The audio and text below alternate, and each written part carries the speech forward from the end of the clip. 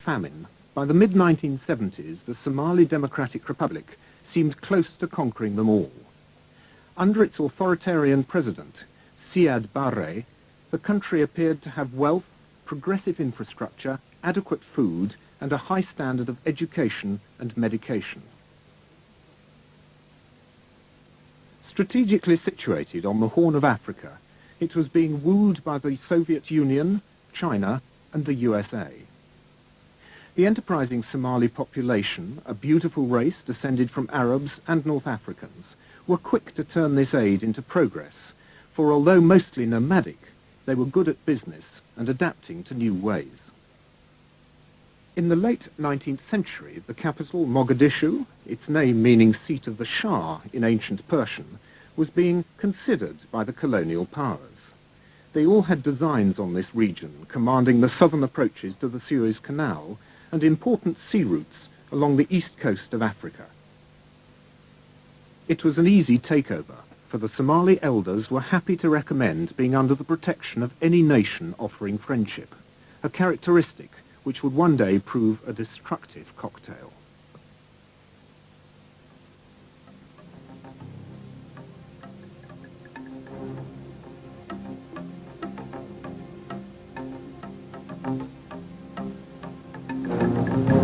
The Italians were the most avaricious. Since the late 19th century, they had been racing to incorporate the whole Horn of Africa in one big colony. Eritrea was already under their influence. However, France took the northwest around Djibouti, Britain the north, and the Italians the south, by far the biggest and most productive part. So southern Somalis learnt Italian, and Italian commercial, legal and political practices, and in the north they learnt English and adopted British practices.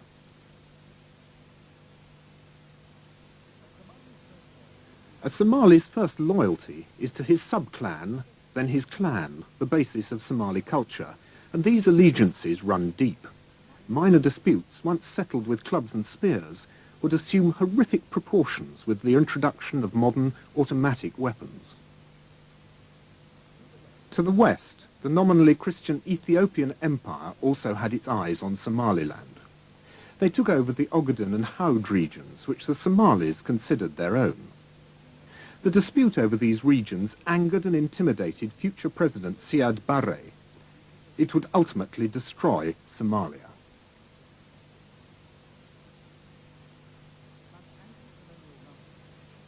But anti-colonial rumblings had started long before his birth, and being a Muslim country, it was religion which started them in 1898. Mohammed Abdullah Hassan, dubbed the Mad Mullah by the British troops, declared a jihad against the Christian invaders from Europe and Ethiopia. A master tactician, he could not be defeated. He died in the influenza epidemic of 1920, shortly after British bombers destroyed his fort at Telle. The dream of a united Somalia temporarily died with him. With Somali resistance broken, the Italians developed plantations around the only two areas where there are permanent rivers, the valleys of the Shabelle and the Juba. Vast quantities of bananas, sugar and cotton were soon being exported to Italy under preferential financial deals. By the 1970s, bananas alone contributed 35% of Italian Somaliland's export earnings. The British, however, were less inclined to invest in a protectorate which they saw mainly as a source of food for their more important garrison across the straits in Aden. In August 1940, the Italians captured British Somaliland, but 7 months later, Commonwealth forces retook the territory, gaining Italian Somaliland, the Haud, and the Ogaden in the process. Most of the nation was now united, even if under the British. A regenerated mood of national awareness was soon disappointed. Once again, the Ogaden was the cause. Ernest Bevin, the British Labour Foreign Secretary, wanted Somalia to remain united, under the British, of course. Emperor Haile Selassie, not unsurprisingly, demanded in 1949 that the area be returned to Ethiopia. The US, wanting a base in Eritrea, agreed. The UK gave the region back, and the UN ruled that Italian Somaliland be placed under a UN trusteeship for 10 more years, administered by Italy. Somalia was once again divided. The UN were to play another indeterminate role in Somalia over 40 years later. In 1960, the two colonies became independent, and on the 1st of July that year, united to become the Republic of Somalia. At last, there was a prospect of a united, prosperous country, run by the Somalis themselves. But many Somalis had divided loyalties between clans, generations, and colonial influences. The armies marched differently, the legal and commercial procedures differed. And what would the official language be? Not Somali, there was no alphabet. English, Arabic, or Italian? Adan Abdul Osman and his Prime Minister, Abdul Rashid Ali Sharmake, began to lay the framework for what would become a successful democracy. It worked. Why it worked is because people felt that the politicians can be changed through a multi-party system. So in fact the people, or I should say not the people who matter in the towns, who know what politics is, felt that through these political parties they can change any leader they want. Meanwhile, a little-known army commander named Mohammed Siad Barre was becoming influential. Siad Barre, I think, with all certainty I can say, felt that he was the reincarnation of Muhammad Abdullah Hassan. Absolute reincarnation. More elections took place in 1968, won by Sharmake, an almost unique instance of a constitutional change of power in post-colonial Africa. It could not last. In 1969, President Sharmake went on a mercy mission to the northeast. He never returned. When a head of state is assassinated, it is very rare that there is not a political motive or a political explanation, but it may be well below the surface. It may be obscured because of the interests of the parties or the importance of the parties concerned. It's easy to believe the current story that a demented soldier made a decision unrelated to political reality for personal or local reasons.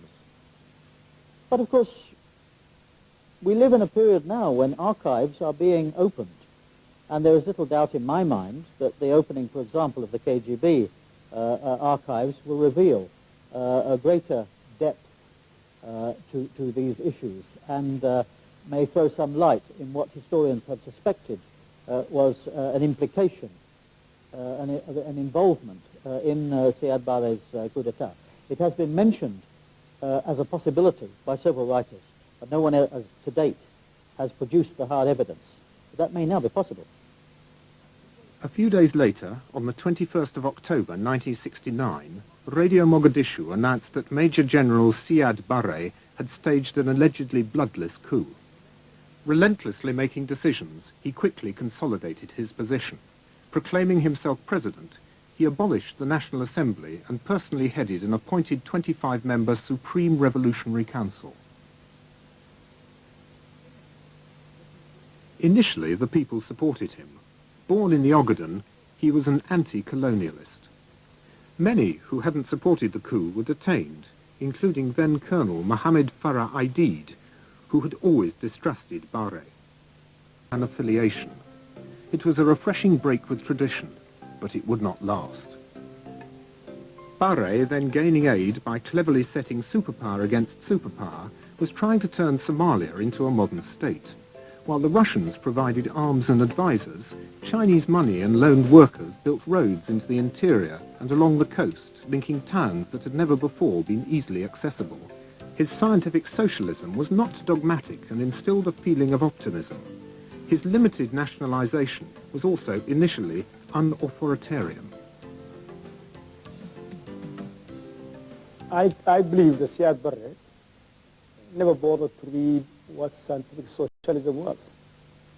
He never bothered to read what Lenin said, what Marx said, but he believed that to get something out of the Russians,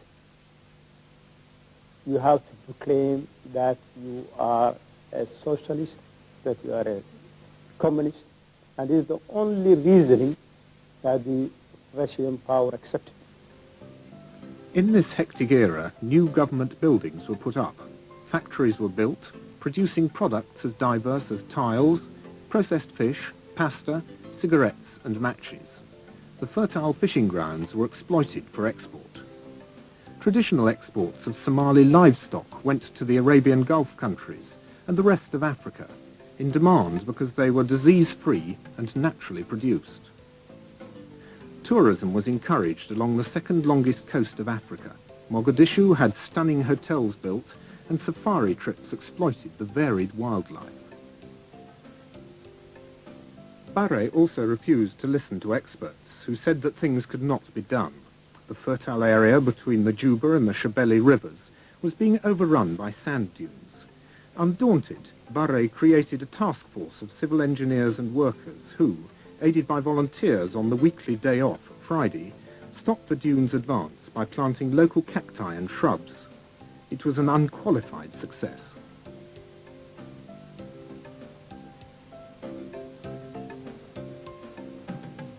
Things were going very much Siad Barre's way. In 1974, he became chairman of the Organization of African Unity, hosting meetings of African heads of states. Having traditionally close ties with Arabia, it was no surprise when he took Somalia into the Arab League. Barre's prestige and international reputation soared. Even in the West, he was admired as a pragmatist, influenced by the Soviets, but not engulfed by them. The Soviets, though, were still anxious to consolidate their gains, and wary of ongoing Western construction projects, the Americans in Ethiopia and a growing Chinese influence signed a treaty of friendship and cooperation with Barre in 1974. Over the next 3 years, they sent an estimated $345 million in military support alone. The former colonialism was now replaced by a superpower domination. One of the biggest problems Somalia faced was education. Outside the main towns, only 5% were literate. Stories and facts had always passed verbally from generation to generation, the Somali language having no alphabet. It took the force of a military government, of Siad Barre's regime, and this is one of his positive achievements, to settle this and make a decision. And the Roman alphabet was accepted. The Saudis didn't like it. Barre's other great skill involved the coexistence of Islam and Italian-inspired Roman Catholicism within a supposedly atheist Marxist-Leninist state. Barre, a chain-smoking insomniac, was now running the government as a personal enterprise, and resentment was building up. However, with an economy relying for the most part on aid rather than adequate production, it began to founder. Corruption was rife. Tax avoidance a national sport. An unofficial clan-based cash economy bypassed the financial institutions, emptying the government's coffers.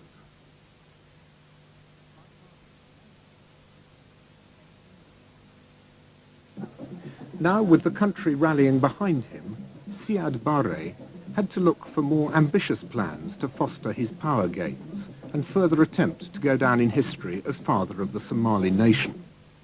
One belief that would always unite the race. But the consequences of this invasion were a complete surprise to Barre.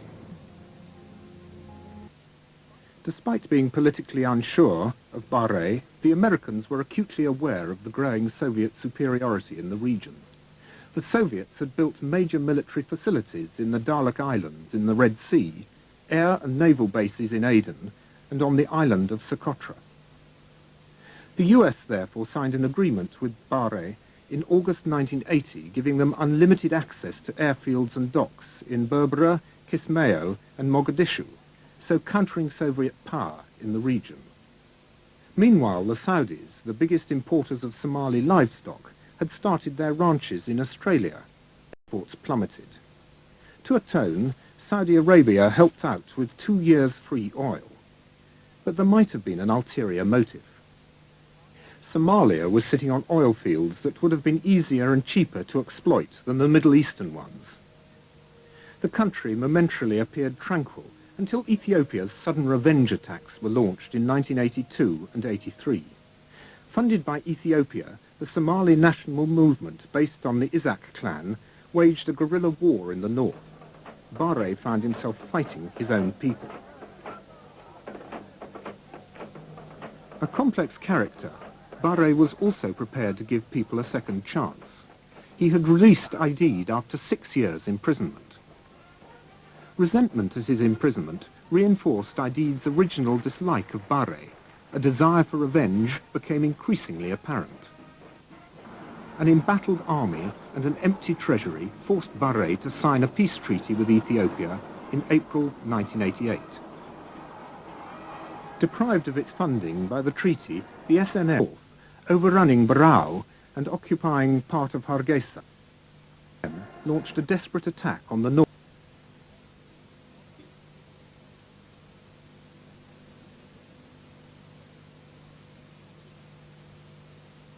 Barre was furious and unleashed the full strength of his forces against the rebels. Mercenaries bombed the rebel cities, their own people. Artillery barrage, as many Somali pilots refused to kill their soldiers, finished the job. The SNM policy militarily seemed to me to be very misguided. They rushed straight into Hargeisa, occupied a part of the town and tried to hold it. The government troops there then simply shelled that part of the town and used their MiG and Hunter aircraft to bomb it. And I've been there since, and it is a most horrific sight. I mean, they've just destroyed that part of the town. Obviously, the government forces bear the main responsibility. They actually did the shelling and the bombing. But it was a very bad military move for the SNM to try and hold part of the town and conquer the rest of it. I mean, it would have been much more sensible to try and cut it off and to bring it down by siege rather than just seize the town by force. And of course, they were eventually forced to withdraw.